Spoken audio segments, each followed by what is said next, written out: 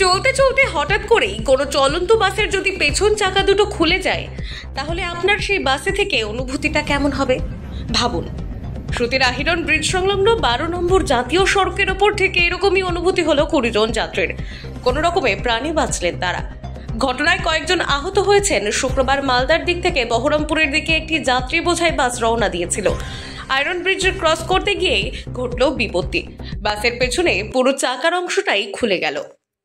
প্রচণ্ড শব্দ, কষে ব্রেক করলেন ড্রাইভার। ছিটকে গেলেন প্যাসেঞ্জারেরা। বাসের গতি হঠাৎ করে থেমে গিয়েছে। পরবর্তীতে ঘটনাস্থলে পৌঁছয় আহিরন ফাঁড়ির পুলিশ ও স্থানীয়রা উদ্ধার করে প্যাসেঞ্জারদের পুনরায় অন্য বাসে করে তাদের গন্তব্যে যাওয়ার জন্য সাহায্য করেন। একজন প্যাসেঞ্জার জানিয়েছেন তার ভয়ঙ্কর অভিজ্ঞতার কথা। মালদা থেকে বিশ্বজিৎ মণ্ডলের report, NB Bangla media. Malda থেকে আসছিলাম, স্টেট বাস বহরমপুরে যাওয়ার উদ্দেশ্যে বেরিয়েছিলাম। যে আপনার ড্রাইভার মোটামুটি গাড়িটা 60-65 গতিতে ছিল। পেছনকার চাকা অ্যাক্সেল সব খুলেও ধাক্কা মারে এখানটায়। এটা ওমরপুরের আগে একটু। অনুভূতি তো একদম বাঁচিয়ে দিয়েছে ওপরওয়ালা, একদম সব শেষ হয়ে যেতাম। এমনি কেউ আহত হয়েছে? না, আহত মানে অল্প কিছু হয়েছে। আপনার নাম? আমার নাম সাখাওয়াত হোসেন। ঠিক আছে।